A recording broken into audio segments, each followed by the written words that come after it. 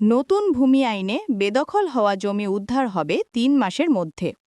নতুন ভূমি আইন ২০২৩ এবং ২০২৪ সালের বিধিমালা অনুযায়ী অবৈধভাবে দখল হওয়া জমি উদ্ধারের জন্য আপনাকে সরাসরি জেলা প্রশাসক বা ডিসির কার্যালয়ে আবেদন করতে হবে।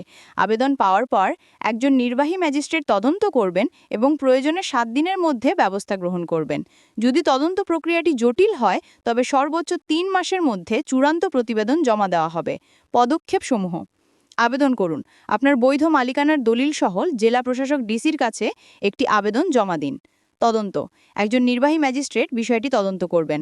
দ্রুত ব্যবস্থা: যদি সম্ভব হয় তাহলে ৭ দিনের মধ্যেই প্রয়োজনীয় ব্যবস্থা নিয়ে আপনাকে জমির দখল ফিরিয়ে দেওয়া হবে। জটিল প্রক্রিয়ার ক্ষেত্রে: যদি তদন্ত প্রক্রিয়াটি জটিল হয় তাহলে ৩ মাসের মধ্যে চূড়ান্ত প্রতিবেদন জমা দেওয়া হবে।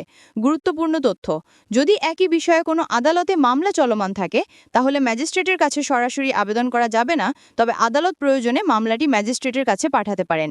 এই নতুন আইনটি দ্রুত বিচার নিশ্চিত করার জন্য তৈরি করা হয়েছে এবং ভূমি মালিকদের দীর্ঘদিনের হয়রানি কমাতে সাহায্য করবে।